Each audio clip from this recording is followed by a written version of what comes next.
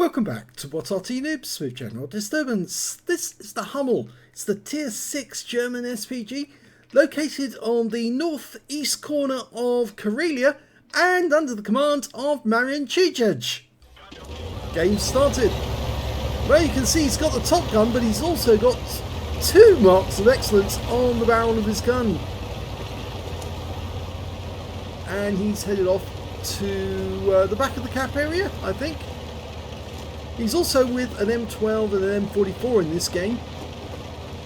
Those are skins that Sir Rusty made, or I think Sir Rusty. Pretty sure it was, yep.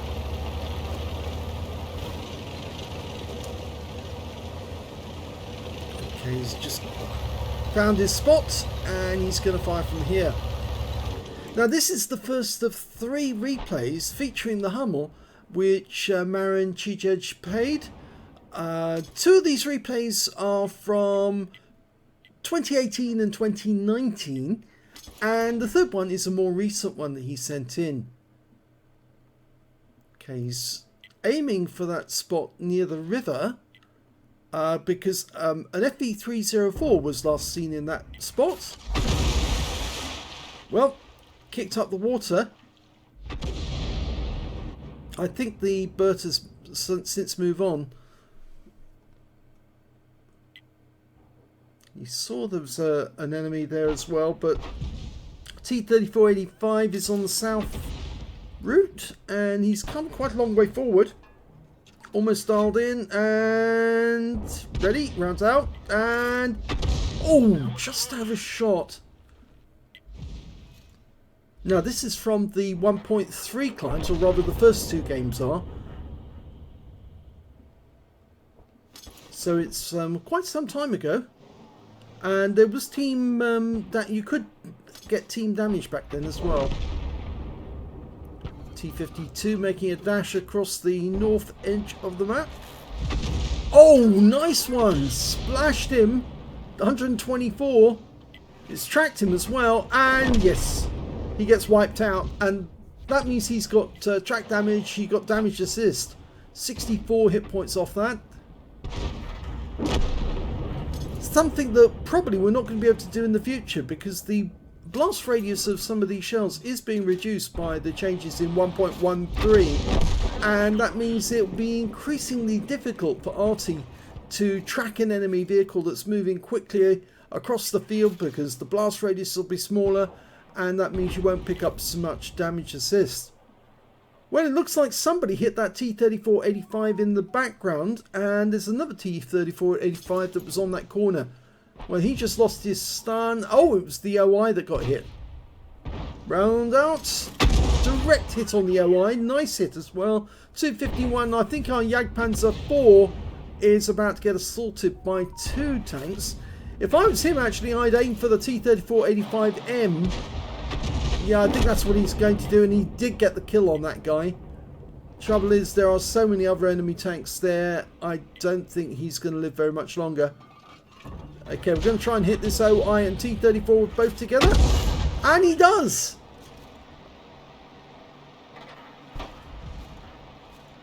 Remarkably, the Jagdpanzer 4 is still alive. But not for much longer, I'm afraid. He's trying to get around the back of the OI and he gets killed by the other OI, I think. He's still aiming for the corner. And that was a blind hit there, but I think it was on the OI. This one, though, is very low on hit points now, and it doesn't take much for the Tiger 1 to take him out of the game with an 88mm round. We've got another T-52. And oh, he gets taken out by Arty.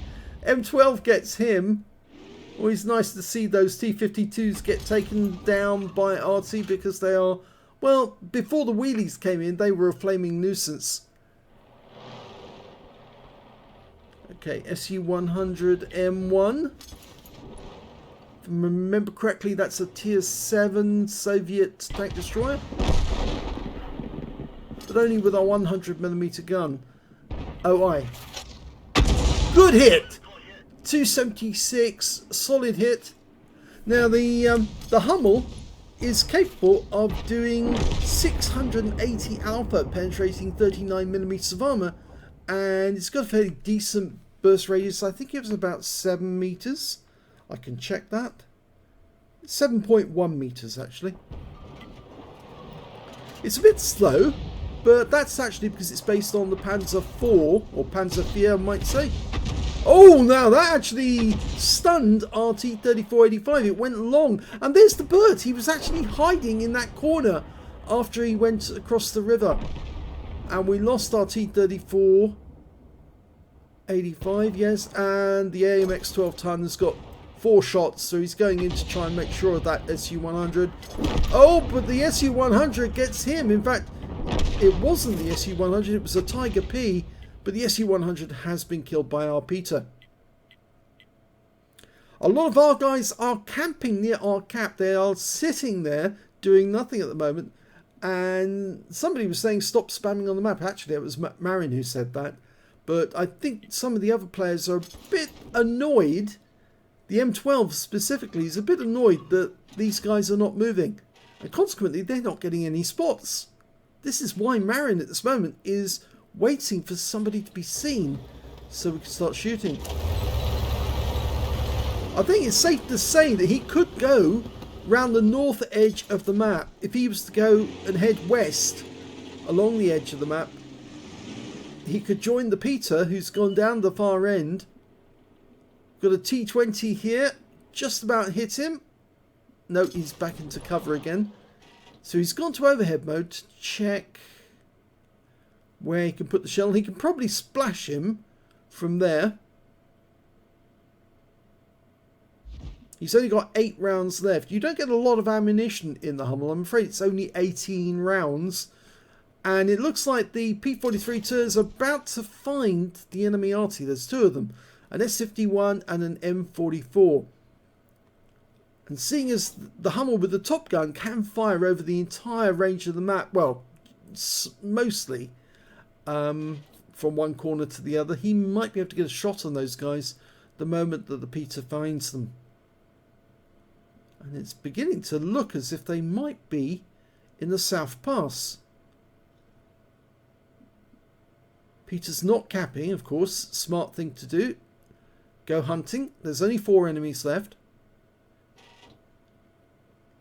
I have a sneak feeling they are way up this pass, and they're trying to get to a position so they can bring fire on our heavy tanks. Well, any second now he's going to spot those guys if he gets around the corner. What's he doing? Oh! Just saw the tracer of the enemy RT coming out of the horseshoe. And the Tiger P's turned up on the corner. He's trying to get past the Rex. Meanwhile, the T-20 is making his play. Nice big hit on the Tiger P. And he got hit directly afterwards, so he picked up some stun assist. But the T-20 is now approaching. So the Tiger 1's going to have to deal with him.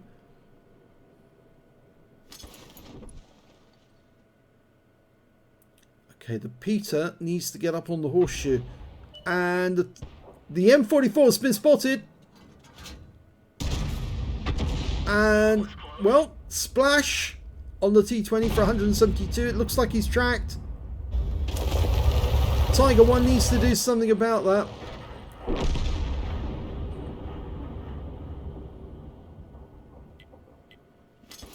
They've lost their M44. The Peter saw to him.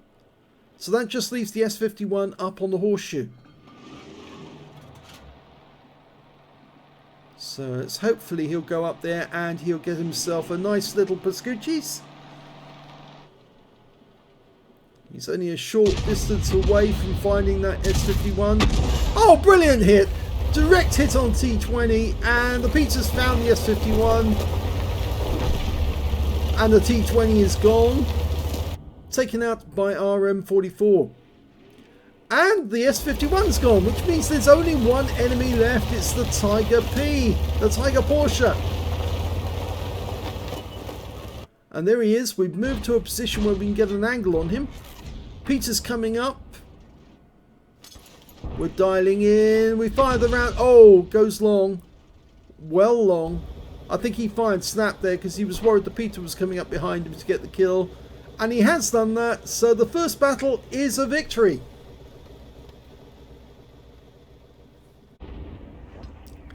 The second game is on the Malinovka map. And it's a standard battle.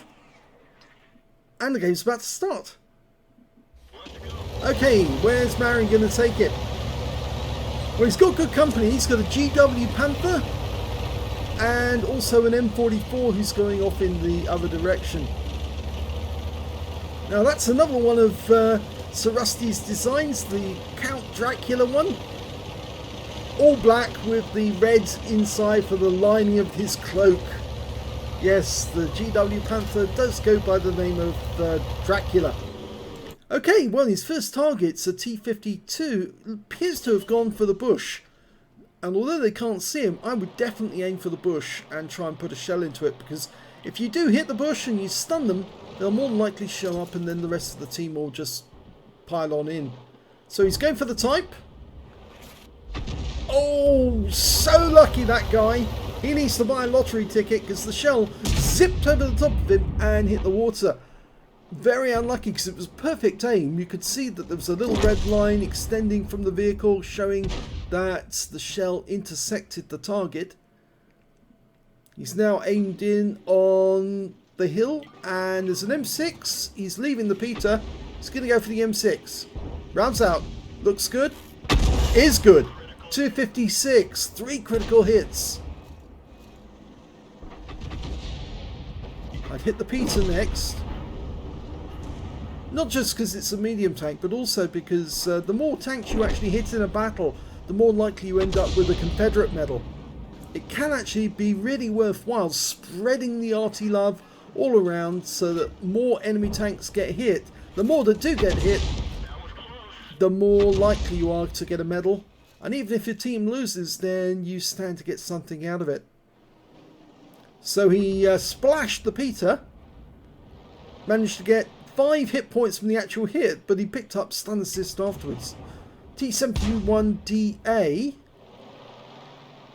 We can see that the T-52 was near the bush. In fact, I suspect he was in the bush, got hit, backed up, and then got killed immediately afterwards. Right up on top of the hill, we've got an IS. Moving in on our Cromwell.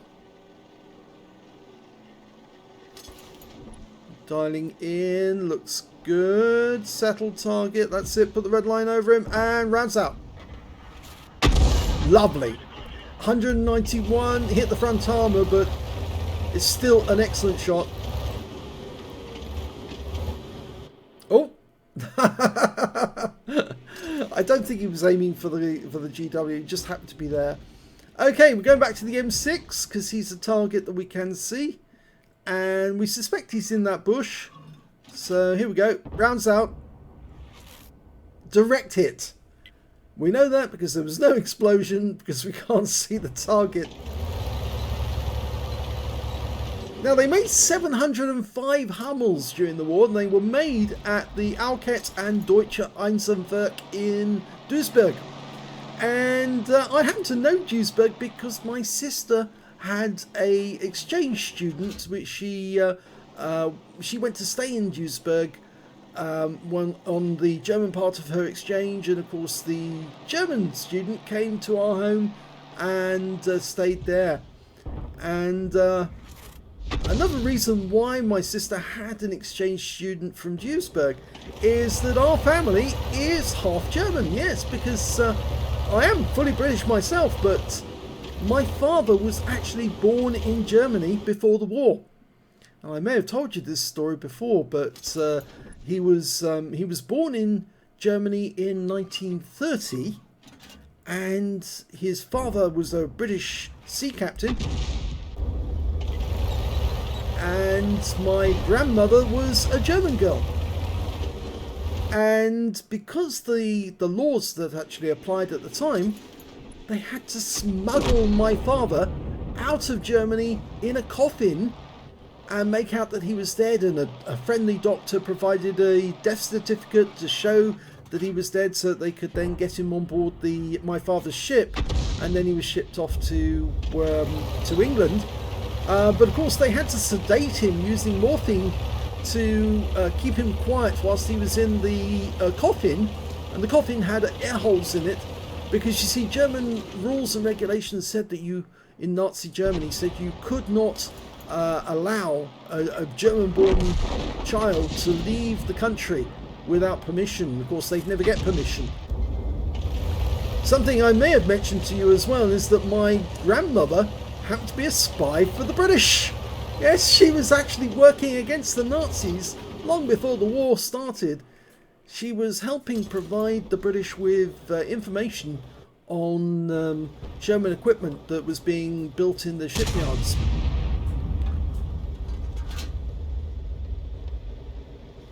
So she was spying for the British and helping the Royal Navy to actually understand how all the German ships worked. Now, she was part of a cell of intelligence people, a small group of operatives all working together, part of an intelligentsia group. Most of them were intellectuals who hated Hitler, and they wanted to get rid of him as quickly as they could, because they could see the danger that he was. And they weren't communists or anything, they were intellectuals. They just realized that Hitler was very, very dangerous for Germany. And so she was one of the first few Germans, there were a few, who, oh, fantastic kill there. She was one of the first Germans who rebelled against Hitler and wanted to get rid of him as quickly as they could. And so they were helping the British to give them all the information they needed to ensure that they could counter against the German forces, just in case a war started, because they thought that he would start another war. And that was way, way back in the 30s, long before the war started. I may have told you more stories about my grandmother, but she was so trusted that even after because she worked for British intelligence, that even after the war started, she wasn't interned, as most German civilians were if they were living in the UK. German civilians were sent off to the Isle of Man, you see, if they were truly German, and they were interned over there. But she wasn't. No, she actually worked for the British intelligence during the day. And he's gonna aim this one freehand, so I'll stop my story. Yes! What a kill! 580 hit points off an IKV 65 Alt 2. That was brilliant. So there's only 2 of them left now. I'll have to stop the story for the moment. I'll carry it on during the next replay. Okay, so it's just the AMX 1375, and they're facing 1 tank destroyer, T-25-2, and 3 Artys. Well, it's now 2 Artys, because the AMX 1375 just killed their M44. Well done, well played, Marin. That was a beautiful shotgun on the IKV. Really first rate. I couldn't have done it better myself, even if I tried. Perfect. So now just the patience. Now, maybe I'll carry on with the story in the meanwhile. My grandmother would work at British intelligence during the day, and then in the evening when she came home to the house with my my British my grandfather was at sea, because he was a merchant navy captain, so he was at sea most of the time. And when she came home at night to my father, who was by that time British, because of course he got British nationality almost automatically because his father was British, but he actually had to go through all the naturalization process as well. But yes, she came home at night and she would go what they call fire watching, which is whenever the German bombers used to drop incendiary bombs, and the fire watchers would put the bombs out so that if they dropped an incendiary, it wouldn't set light to the building. So the fire watchers would go up onto the tops of these buildings at night with the tin hats on, And as the bombers came over and started dropping bombs on London, they would make sure that if a bomb hit the building they were on, that they put the fire out straight away. Or in fact, actually, they put the incendiary bomb into a bucket of sand so it went out and it didn't hurt anything. But my grandmother, because she was, of course, German, would shout German obscenities and swear words up at the bombers as they flew over. She was shouting at the tops of her voice, calling them, well, unspeakable things. And yet, so it was pretty amazing, actually. She lived a fairly rich life. Okay, they're in the cap. We know where the M12 is. He's up on top of the hill. So we're going to leave the cap one for the moment. And we're going to aim for the M12. About right? He's decided no, he's going to go for the cap. Okay, the person in the cap must be the Hummel, because the T25-2 was seen up the other end of the map. MX1375 is coming back.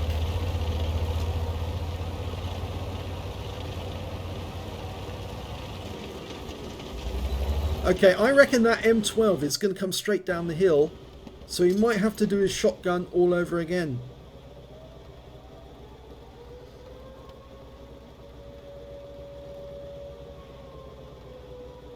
I'll tell you some of the things I was told about what my grandfather used to do when he was at sea as well.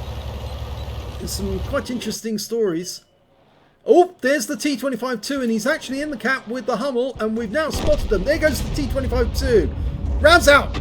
Oh, it went long, but the AMX1375 got a reset, and he's got the kill. That just leaves the M12. And we're reloading at the moment. So Marin's decided he's going to go gung-ho. He's going to go straight up the hill towards the M12, who's probably coming down the hill. At this moment, he's probably saying, what the hell? Here he is! And he shotguns the M12. But there's nothing left. He's just reloading. The M12 has screwed it as well. Ram him. Yes! Wins! Brilliant kill. Wins the game. And here's the last of the replays. And this time Marin is on the south spawn of Fisherman's Bay in the Hummel. Now, you might have seen this replay before, because this is a fairly recent replay, and there's another player in the game who's actually anonymised at the moment, and there he is. I think that's him. Or is it the other one? No, it's the other one. There's another M44, and it's Drill to Skill to Kill, and he's up the other end of the map, and oh, he's gone to the same spot as the M44 and accidentally rammed him. Doesn't matter at this stage. And Marin's off to find a firing position down in the south. Okay. First target, I think it's going to be up near the centre line. Okay, you've seen this replay before because I've done a video on Drill to Skill to Kills game. And we're going to see half of that game because after what happens in this game. After what happens to Marin. I was kind of giving you the hint of what's actually going to happen, but anyway, we'll enjoy this replay from Marin's perspective. Nice hit on the Hellcat, 282. It's got thin armour, the Hellcat, and he goes down after that from the AMX 12 ton. Now, mentioning the stories that happened to my grandfather. Well, he was a Merchant Navy captain. Long before the war, the start of the war, actually became a captain. But his just after the war started, fabulous shot there, killed the Type 64 with a blind shot, splashed him to death behind the house. Yes, getting back to my grandfather. What happened was at the start of the war, he was first officer in the Merchant Navy, and the ship he was on went to Malta to deliver a whole load of goods. Only 13 hit points off that one. And well, his ship arrived at the harbour at Valletta, which of course is the capital of Malta, and it's a very big enclosed harbour. So the ships, when they arrived at the harbour, they'd have to get a pilot to steer them to their berth inside Valletta Harbour. And so in order to get the pilot, my grandfather got into a longboat, which is obviously, you know, it was back then they were little powered boats, which, well, today we use dinghies, but obviously, oh, just went too long, that one. But he got into the longboat, a powered longboat, and he and a couple of sailors took their documents and went off to fetch the pilot so that they could go into the harbour. And he got about 100 metres away from his ship when an Italian submarine fired a torpedo which sank my father's ship. So he was in the longboat watching as his ship sank beneath the waves outside Valletta Harbour. Of course, they went straight back to pick up all the people who were now swimming in the water after their boat got sank. So it was good news that the boat was there, because at least they managed to rescue all the people who did get off okay. In fact, I don't think he ever told me if anybody was actually killed by the torpedo, but I wouldn't be surprised if they were, because torpedoes back then, some of the foreign torpedoes were pretty nasty. Okay, M44 spotted at the back of the map. Let it dial in. Good shot. And yes! So 2 kills for Marin now. Unfortunately, he's not been looking at the minimap, and, well, maybe he has, but there's an enemy tank, a KV-1S and a T-34-85, and they're only a short distance away now. So he really needs to get out of here quick and start moving towards the other side. But instead he's decided to stand and fight. Well, as you may know, if you were ever sunk in the Merchant Navy during the war, oh, he anticipated the budgie would keep going, but he splashed him anyway. Yes, if you were sunk, you lost all your pay from the date that you were sunk, and of course you had to pay for all of your own equipment. If you lost all of your clothing and your pardon me, your sextant and all your equipment, then you had to pay for that yourself. Over that one, you had to get insurance to cover you. So his ship being sunk, he lost all his other clothes, but at least he had his uniform at the time, and he was okay, even though the rest of the crew, unfortunately, they all got soaked in the brine, briny. Not very nice for them. Looks like he's going to get shot. Oh, splash both of them. But he needs to get out of here quick. He's sticking around. He really shouldn't, because they're headed this way. I think he's decided it's too late to try and make a move. The Hummel isn't exactly fast. It's only 42 kilometers an hour. 10 kilometers an hour backwards. More than likely they'd catch up with him if he tried to move away. Plus, of course, they'd see him from a distance and shoot him. So he's decided to stay here and get as much damage as he can before he gets wiped out. So we're looking for any signs of them moving in this direction.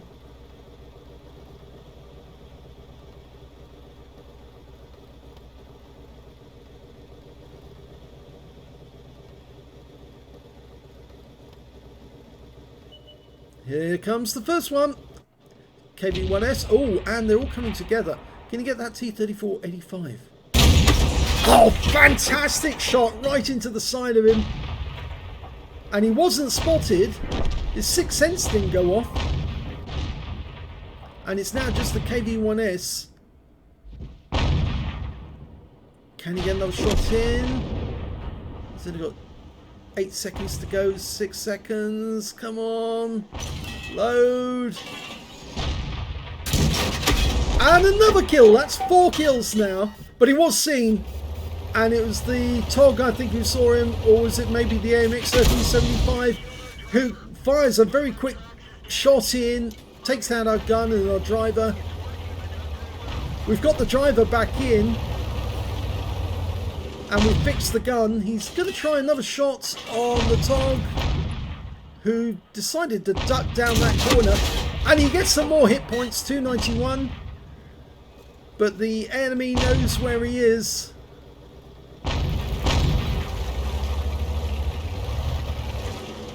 Not a lot he can do. He's using the water to his advantage, and I think that was a shot into the water nearby. He's not drowning himself, he's just trying to use it as a means of hiding from the enemy. There's another enemy out there. The AMX 12 ton. There he is. Now he could be spotting at the moment, and the enemy Arty could fire in. There's a 252. Rounds out. Oh, narrowly missed him. Okay, their 12 tons hitting out with our 12 ton. Their one goes down. But the enemy's coming in. And, well, there's not a lot that, there's nowhere that Mary can go. T52, can he get a shot? He's loaded, he just can't get a solution. Can he get it? Can he get it? Oh, no, guy. And the M44 finishes him off. Yeah, I thought that the Arty at the other end would be on him quicker. And we've lost the AMX 12 ton. And now we're up the other end of the map. And there's two players up here. Jilt Skill to Kill, who's in the M44. And he's got 5 kills in this game so far. And the other player on our team is the Dickermax. Now, I think you've seen this replay before, but anyway, Jilt Skill to Kill's got 2 marks of excellence. And he perches himself on top of the bunker here. Not the best place to be, to be honest. It's a bit too obvious, you know. I'm here, fire at me. And unfortunately we can't see Arty view anymore, so we just have to follow him from the outside. But I think you'll enjoy the game from the outside anyway, if you remember what he did. So getting back to my grandfather and what he got up to. You see, my grandfather was a long established officer for a particular sea line or merchant line. And what they did is, during the war, they actually promoted him to captain because they needed as many experienced officers as they could. And he was so good, they actually gave him a fast supply ship for the Royal Navy battleships, HMS Rodney and HMS Nelson. He was carrying around all the shells and the cordite they used to fire those shells, as well as all the food and supplies that the battleship needed.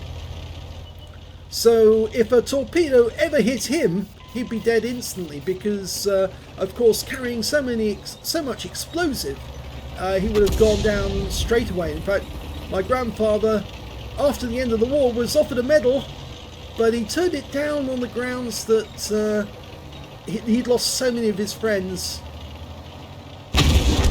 Wonderful shotgun on the T-52 there.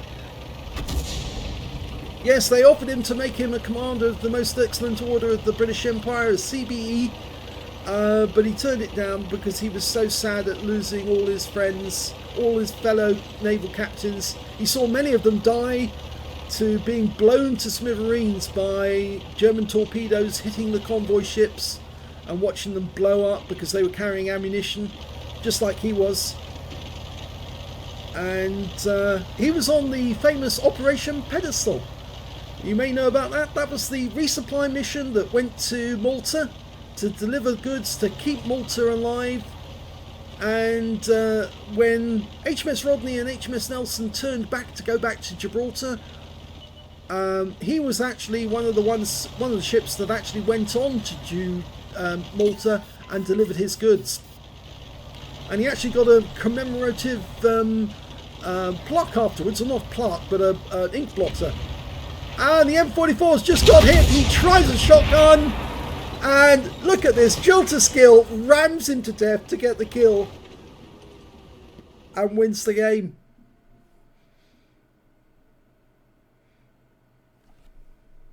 I hope you enjoyed that little bit of my family history. Let's have a look at the end of battle results for those 3 replays. Well, the first one on Karelia, Marin managed to get an ace tanker in the Hummel. He also managed to get a bruiser medal for getting at least 5 critical hits. He got 16. A Confederate for hitting more of the enemy than anyone else on his team. And he got the high caliber as well because he did the most damage in that game overall. We look at team score, we can see he managed to get 2,195 hit points. The next high scorer was the P2, who went on that roundabout route all the way around the map. 2,046 hit points to him, and 2,030 went to the M12. He was also doing very, very well during that game. When it came to kills, I'm afraid Marin didn't get any at all, but I think that contributed to him getting the Confederate as well. 5 kills went to the Peter, 3 kills went to the Tiger 1, and also to the Tiger P on the enemy team. And when it came to base XP, it's Marin again with 1,100 base experience points, 922 to the Peter, and 890 to the Tiger 1. Also, the M12 didn't do too badly. He was following up behind with 839. 14 shots fired, 6 direct hits, no penetrations but 13 splash. Damage of 2,195 hit points, of which 1,704 were at more than 300 meters. He damaged 8 of the enemy, didn't get any kills, but he got 64 hit points of damage assistance and 1,440 of stun assist off 13 stuns. On a free-to-play account, he earned 40,917 credits, got 14,730 from personal missions payout, and after ammunition resupply, still took away a profit of 39,967 credits. 1,100 base XP, 550 from personal reserves, 396 from personal missions payout, and took away 2,046 experience points altogether. So a very good game on the Karelia map. Let's have a look at the next one, and that one was on Malinovka, if you remember correctly, and that included that ram kill right at the end to secure the victory. That was also an ace tanker game for Marin. He also got a bruiser medal for getting at least 5 critical hits. This time round he got 20. And there was no other medals except this one, the Kamikaze. And the reason for that, well, he hit that M12 really hard with his last shot. But he didn't kill the guy, so just like drill to skill to kill, he went in for the ram and rammed the guy to death. And he rammed to death somebody who was a higher tier than he was, and got himself a Kamikaze medal out of it. But more importantly, he survived the ram as well. He still had most of his hit points intact at the end. So let's have a look at the team score and see where he's on this one. Well, in this one, he also got the highest damage in the game, 2,024, but it wasn't enough for a high caliber, I'm afraid, less than 20% of the enemy hit pool. The second highest damage was the T-34-100, the Constructor. He got 1,861. And the third highest damage was the IS on the enemy team with 1,637. The AMX-1375, he was not far behind with 1,619. When it came to kills, it was the AMX-1375. He got 7 kills in that game. Marin managed 3, and then there was 2 kills between the E25, the T71, the M12, and the T-3485M. When it came to base XP, it's the AMX-1375 on the basis of the damage and the kills. He got 1,308 base experience points. I think it was actually because he was also hitting higher tier opponents. 1,036 went to Marin, and those are the only 2 players over 1,000. Everyone else well below, about half that amount. Let's have a look at the detail.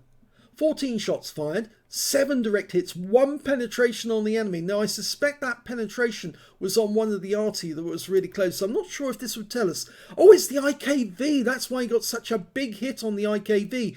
Took him for 580 hit points with a penetrating shot at fairly close range from that shotgun. Okay, so that was the penetrating shot. He also got 8 splash on the enemy. 2,024 hit points of damage, of which 981 were at more than 300 meters. So you can see a lot of the damage was actually done at fairly close range. 8 enemy vehicles were damaged, 3 were killed, 234 hit points of damage assistance, plus 435 hit points of stun assist off 7 stuns. On a free play account again, he got 33,776 credits, and after repair and ammunition resupply took away 17,182 credits profit. 1,036 base XP times 2 for the first victory took away 2,072 experience points altogether. So yet another really good game, and this was back in 2019. I think if I remember correctly, the previous one, that's 2018. Yes, that was just after Christmas on 2018. So let's have a look at the third replay, and that was the one with skill, drill to skill to kill. And Marin managed to get a second-class tanker in that game, but he put up a really good fight to stop the enemy taking that corner. He got a Bruiser Medal for getting at least 5 critical hits, he got 13. A Fighter Badge for taking down at least 4 enemy tanks, he did get 4 in the end. And he did put up a good fight. He took out the Type 64, the M44, the KV-1S and the T-34-85. And he also got big hits into some of the other enemy tanks that were taken out by his teammates. Let's have a look at team score. Well, in this game, he did get the highest damage on his team, but he didn't get the highest damage overall because that went to the enemy Skoda T25. He got 1,678 hit points of damage, but he was the next highest scorer with 1,432, and the third highest scorer after that was the AMX 12 ton on the enemy team. He managed to get 1,428, and there's Drill to Skill to Kill with 1,344, but he picked up all the honours because he got 7 kills in that game. 7, including the last one by ramming him to death, just as Marin did in the previous game on Malinovka. 4 kills went to Marin, 3 kills went to the AMX 12 ton on his own team. And when it came to base XP, it's Drill to Skill to Kill who got the top with 969. Then comes the AMX 12 ton with 917. And then we got Marin with 835. So he was third on base XP on that one as well. He fired 11 rounds in that game, most of them at fairly close range, 5 direct hits, no penetrations but 10 splash. Damage of 1,432 hit points, of which 886 were at more than 300 meters. So you can see it was about 600 hit points, or slightly under 600, that was actually done at close range. He did receive a hit by way from one of the enemy tanks and 2 hits by way of splash. One from the AMX-13 F3AM, who did a fairly quick one, and it did a lot of damage, but it was the M44 at the other end of the map. The one that Drill to Skill to Kill killed with his RAM at the end of the game, that was the guy who killed off Marin. So I think there's some satisfaction for Marin that the guy who killed him got his comeuppance when he made a stand and Marin and Drill to Skill to Kill took him out. 7 enemy vehicles damaged, 4 killed, 2 damage due to players assistance, that's damage assistance, 638 hit points of stun assist off 4 stuns. On a free-to-play account again, he got 26,940 credits, got 40,000 per submission payout, and after repair, ammunition, resupply and consumables, took away a profit of 46,508 credits. 835 XP, no multipliers, so that's all he managed to take away. But 3 really excellent games. In 2 of the games, there were RAM kills by Arty to win the game. Marin did it against the M12, and then Drill to Skill to Kill did it against the M44. But just goes to show, if you do hit somebody with a shotgun and they're fairly weak, go in for the RAM, get the last few hit points off them, and then if you do that and you win, then all the more satisfaction. So I hope you enjoyed all those replays by Marin. Chijej, yes, try to practice that name because I'm sure he's going to send me more replays. He's that good. So I hope you enjoyed them. If you did, please give this video a like. Do subscribe to our channel. Leave a little comment down below because it feeds the algorithm.